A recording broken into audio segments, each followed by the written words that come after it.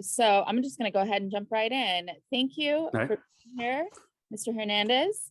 Why don't you take a moment to introduce yourself and explain what you do professionally and how you're going to help us with resume building. All right, great. So good morning, everybody. I hope that the sessions have been great thus far. My name is Michael Hernandez. I am the employment specialist at the Children's Center of the Antelope Valley. I've worked with youth from ages, or I worked with the community from ages 5 to 65 for about 12 years. More particularly, I've been working with youth over the past 10 years. So that's in community outreach events, things like that. And then for nonprofit organizations as well. In the last 3.5 years, I've been really focused on the employment and education side as far as reaching out to the community and then empowering, educating, and equipping those that are looking for career pathways and educational development as well. Great, thank you so much. So this workshop is about resume building. So what can you tell us about that? Yeah, the funny thing is like, you know, and I think it's not just for the younger population, you know, as far as how to build a resume, but I've also seen this with more mature people that have been in the workforce who are trying to build a resume. You have to understand something. The resume game is always changing. It's always evolving. The labor market information is always evolving. And so it's very important for us to take note of that and really see how we're going to be building our resume in order for us to essentially get that job interview. The resume is designed to get you an interview. You want it to stand out. You want it to be clear, direct, precise. You want it to showcase your work experience, your skills, your abilities, your education. And then you also want to move it into that context of the job that you're applying for. So you always have to be on top of your game, especially if you're out looking for a job. What is that employer looking for? And then how can your resume match what that employer is looking for? So that way you can stand out. Okay, great. Lots of good advice there. I love the quote, the resume game is always changing. It's like simple, but it's so important to remember. It's simple and it's short, but it's so important to remember because that's absolutely true. I've had to update my resume several times and it seems like you kind of indicate that you're not with it if you don't change certain things, right? So I think that's important to remember that the things that we'll learn here are relevant and important, but it's something that every time you go to reapply for a job, you want to reevaluate your resume and make sure that you're updating it according to what's current and also according to that specific job that you're applying to. Great. What else? Did you have a specific slideshow for us or resources for us, or did you want to do this more as like a Q&A? Yeah, so I really think that the Q&A or the question and response time is going to be the most effective. I know that I receive a lot of different questions about how to build your resume and what that looks like. So I'm definitely open to talk about that a little bit more. I do have an outline of some things that I did want to share about how to build your resume. So for those of you that are watching, I will definitely encourage you to Google as much as you can if you have any questions. It's an amazing resource. Now, obviously, there's going to be templates on Google, whatever search engine you're on, and that can give you kind of like a ballpark of how you could build your resume, the possibilities. I would definitely say don't copy that template because it's not essentially going to entirely apply to you, but use it as a reference. Use Google as a reference. And then also YouTube. YouTube has so many different videos and resources about people who are in the job development game and who are assisting with the viewers, the audience on how to craft that resume. So video is always going to be great too. So definitely check out YouTube. And then also one resource that I would encourage job seekers to really take advantage of is this application called resumehelp.com. So it's called resumehelp.com. It's very intuitive. It's very user-friendly. It's easy to navigate, and they actually take you step by step on how to fill out that resume. So for instance, let's just say, and this is, I know that I'm speaking with 11th and 12th graders. So if you don't have any previous work experience, don't think, within the workforce, don't think that you don't have any experience at all. Experience can be volunteer work. community service. And then also I will suggest, the most common kind of work that a younger or a youth has been a part of is going to be babysitting, where you've watched your family members, nieces or nephews, or little brothers, little sisters, whatever the case may be. And a lot of times, what I like to tell youth is we dialogue through that. So, what are the things that you did whenever you were taking care of that child? Look, I'm a dad. Okay, so whenever I leave my son with a babysitter, what I hope to come back to is my son, right? So like it's this gravity, it's the weight of you as an individual taking care of another life. And so I know that might be a little heavy, but it's true. It's very, very true. And so the skills that you've applied or the skills that you've grown in while you're taking care of that child are skills that you can actually put on your resume. So for instance, I fed the kid. Cool. Meal preparation. What did you feed? Did they have allergies?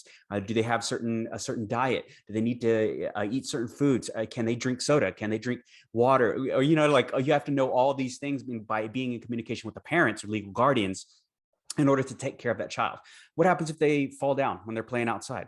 Well, you have to, wash up that, if they're bleeding, you wash up the cut, you put hydrogen peroxide on it, you clean it, and then you put a Band-Aid on it. That's administering first aid. You're taking care of that child's injury, right? And then obviously, if it gets a little bit extensive, you have emergency contacts where you can contact that parent or legal guardian.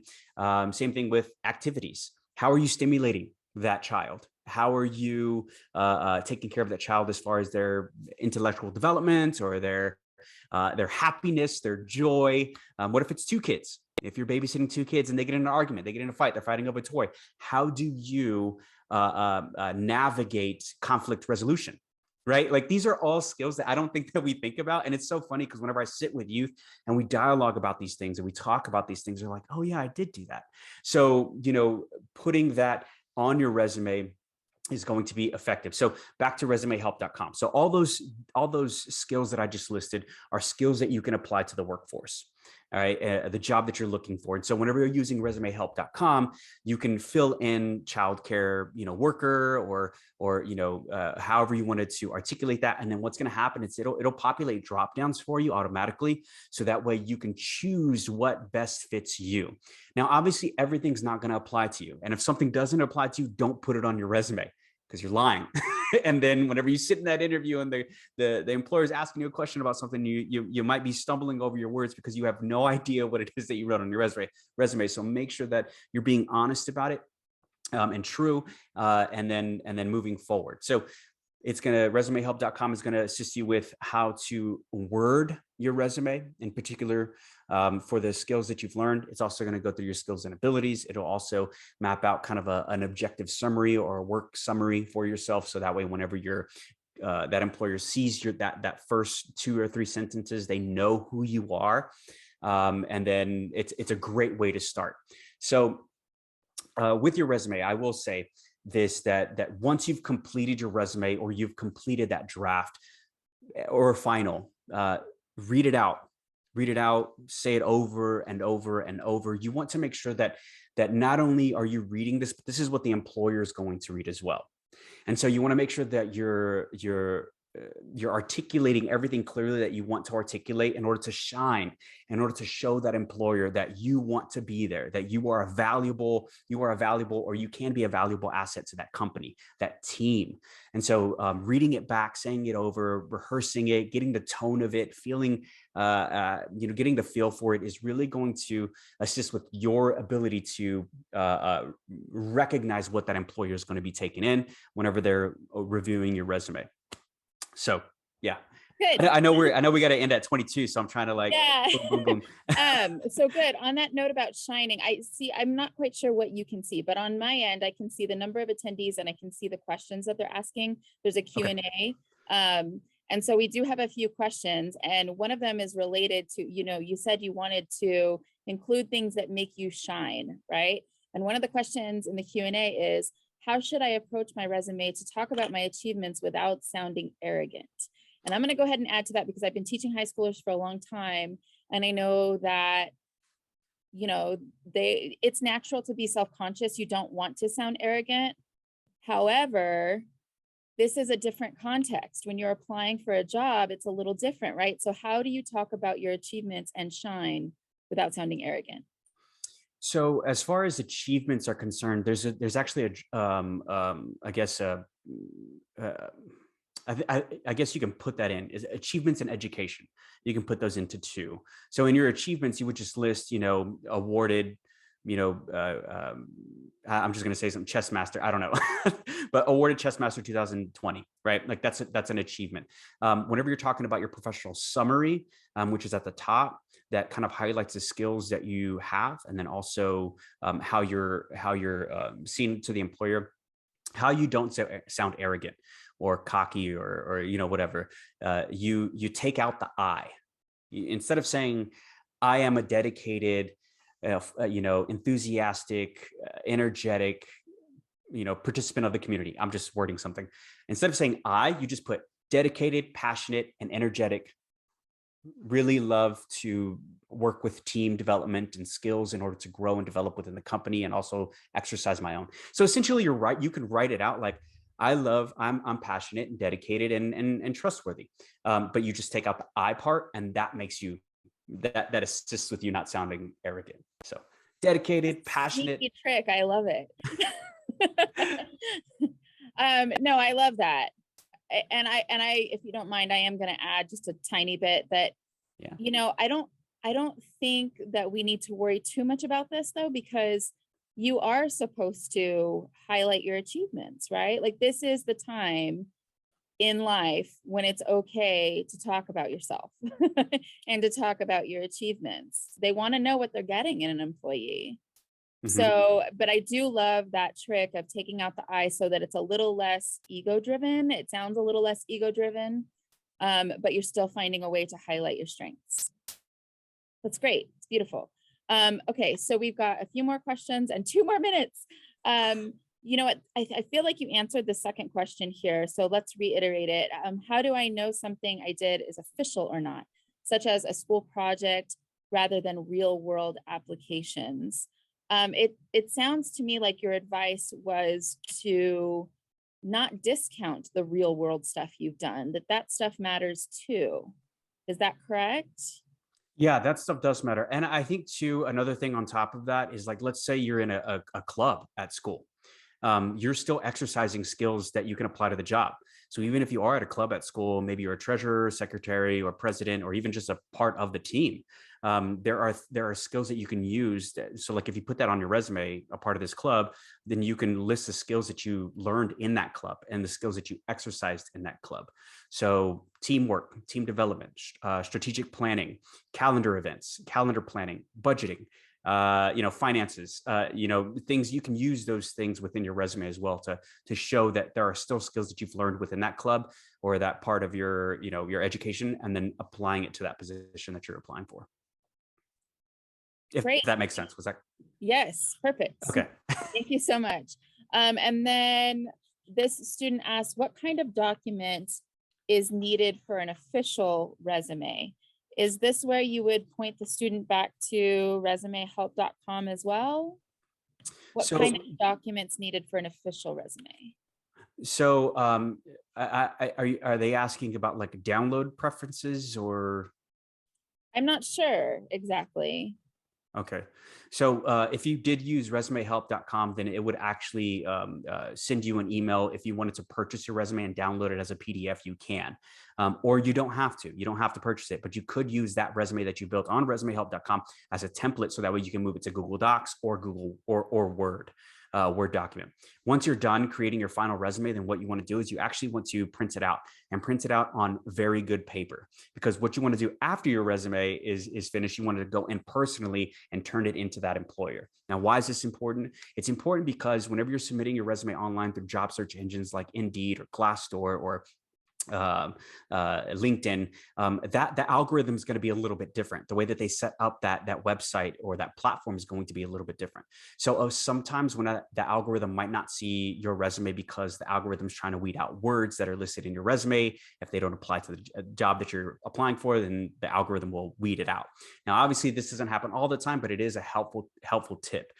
So what you want to do is you want to print out your resume personally on great paper and then turn it into that employer. And what you want to do is you want to wait about a week. So after you apply for the job, let's just say you uploaded your resume on the website or on Indeed or Glassdoor or LinkedIn, and then you would wait a week. So that way you would call that employer and see if that position is still open. If that position is still open, you get a nice meet and greet. You pitch yourself a little bit. You introduce yourself. Then you go into that employer personally and meet them. I talked to over this summer. I want to say like 35 different employers out in the Antelope Valley. And I asked them if I could turn in my resume personally. And 95% of them said yes, they want to see you. So adding that extra touch after you finish your resume and turning it in personally is going to give you a leg up, because now they get to know you or meet you, see you, put a face to the name, and you're shining, right? Instead of just waiting at home, waiting for a phone call. I hope that helped. Great. I love that. Yeah, I think that even though we're living in a world of hyperconnectivity and everything's done online, that personal touch, being able to see someone and meet them face to face and hand them a physical copy of your resume, that's always valuable. So lots of great advice here. I feel like we could go on and on, but these students do have other sessions to get to today. And then I believe the next session, students, I believe your next session starts at, oh wait, no, never mind. That's for the next round of students. So this should conclude this period of sessions for you. I hope that you got something helpful out of it. Also, I want you to know that we've recorded this and it's going to be available for the next 30 days. So if there was some piece that you missed or you didn't have anything to take notes on, you'll be able to revisit it within the next 30 days. Thank you so much, Michael Hernandez, for helping us out and giving us some good advice. Students. Yeah, thank you so much for having me. Yeah, I Yeah, appreciate it. of course. Students, feel free to log out now and have a great day. Have a good one, y'all.